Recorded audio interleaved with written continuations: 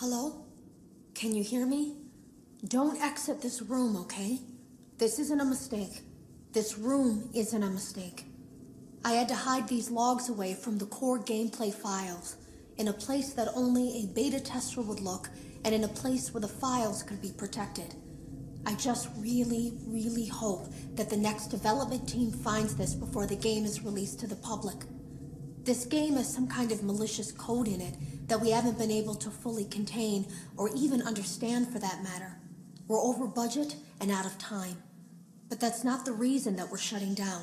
Listen, I have to keep this short so the file size will be small enough to fly under the radar. There are more. They may not be in order. I saw it for the first time today. There was a character I couldn't make out who it was, standing at the end of the hall. I thought it was just bugged out, so I made a note of it and kept playing. But then it was looking in the window, and not like Chica or Bonnie would. It was like it was actually looking in the window, seeing what I was doing. I heard a pretty heated conversation this morning between Dale, our manager, and someone else on the line. It really feels like this project is in trouble, in no small part because of the lawsuit, I'm sure. There has to be a lawsuit, there's no way there isn't. It happened in this building just a few doors down from me. I think it's made worse by the fact that Jeremy tried to tell us something was wrong. But as a dev team, we all just saw it as a challenge to find what the problem was and fix it. Who could have known that? I have to go. Have you ever heard of a guillotine paper slicer? It sounds made up, but it's an actual piece of office equipment. I didn't even know we had one in the supply room. I guess they're more common at businesses that do a lot of graphic design work. I remember seeing one when I was still in school, and even then, I knew how dangerous it looked. I was always afraid of losing a finger. That seems so silly now. Jeremy used to do design work. I guess that's how he knew it was there. The drawers have been emptied out. Someone was here. I don't think it was spring cleaning either. No, there was plastic on the floor. Someone was definitely here during the night. It had to have been the client. I mean, they sent us that stuff in the first place with no explanation, told us to scan it, said it would expedite the process so we wouldn't need to program any pathfinding ourselves. It was a budget thing, I guess. It was just junk. Circuit boards and things like that. Looked pretty old. Somehow, though, there was usable code on some of it. It seemed to take hold by itself. Things started changing. But then, he started appearing. At least that's what Jeremy said. I came in early that morning. No one else was there. At least that's what I thought. The supply room was lit. I didn't even notice Jeremy standing in the testing room as I walked past. The supply room was so bright, glowing from all the way down the hall. Jeremy complained of nightmares when he came in this morning. He wasn't talking about it like someone telling a friend about his dreams, though. He was pale, looked like he hadn't eaten in days. He spent an hour talking in Dale's office, but it didn't look like he was given much sympathy. When he came out, he went directly back to the testing room. He doesn't even jump anymore. Nothing scares him. He just stands there like he's talking to someone. Sometimes he rocks from side to side. We were told to leave him alone. I knew I was in line to do the testing next. They'd been prepping me for it. I guess they knew that Jeremy would need to be replaced soon. You can always tell when a company is getting ready to fire someone.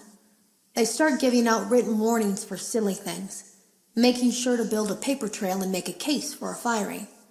Things that normally no one would care about suddenly become grave offenses, all worthy of being written and documented. I guess it works two ways, because it also encourages a person to quit rather than be scrutinized so heavily. I think Jeremy was too far gone to consider that option, though. The thing about it is that I don't think they were going to fire him because of anything he was doing wrong.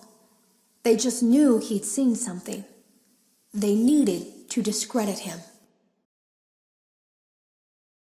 There was something that looked like a Halloween mask laying on the floor.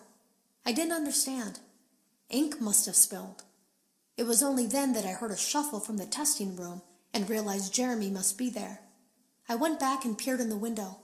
I couldn't see his face. He had the visor covering his head. He had ink spilled on himself as well. The front of his shirt looked black in the dark room.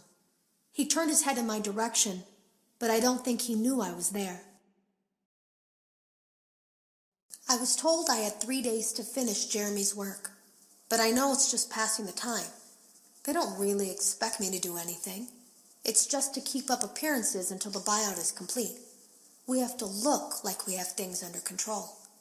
There's another potential development studio that wants to pick up from here, but who knows what kind of lies they're being fed to convince them to do it. Against my better judgment, I'm going to do my best to see what's here, make notes of it, and try to isolate where this thing is hiding. At least then the next person that tests this will have a chance of getting rid of it. Today was my last day of beta testing, and the anomaly that I've been seeing is nowhere to be found. But after inspecting some of the files, it seems that it's attached itself to these logs. My logs. That can't be an accident. So now I have to make a choice. Do I leave these logs here for you to find, or do I try to purge this thing myself by destroying the logs? I've chosen the latter. I can't delete them. By creating a protected area to store these logs apart from the game, I effectively gave this thing a safe place to hide itself. It's in here now. I may not be able to delete it, but I might be able to do something else now that it's attached itself. I have an idea. They lied to us. They lied to all of us. They told us that the whole point of this VR game was to undo the bad PR done by a rogue indie game developer who supposedly made up a bunch of crazy stories that tarnished the brand. But that's not true at all. In their haste to develop this VR game and clear their name, they sent us some things I don't think they intended us to see, such as a hard drive containing emails between Fnaf Vr Entertainment and a certain indie developer. Fnaf Vr Entertainment hired the game developer. Those indie games were designed to conceal and make light of what happened. This isn't just an attempt to rebrand. It's an elaborate cover-up, a campaign to discredit everything.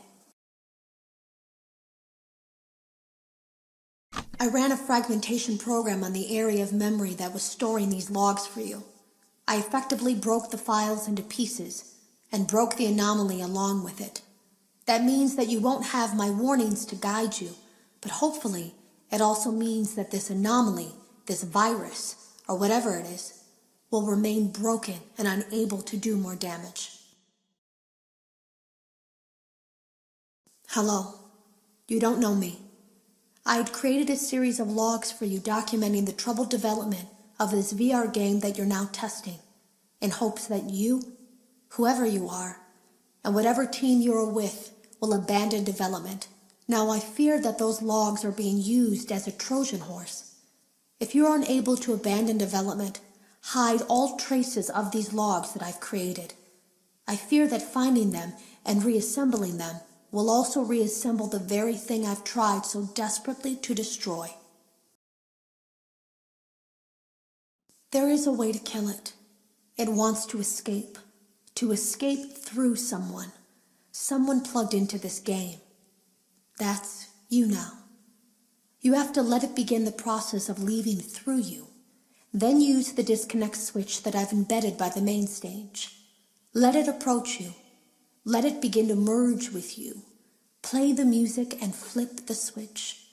That will cause a hard restart of the game and flush the memory, effectively killing it. I hope.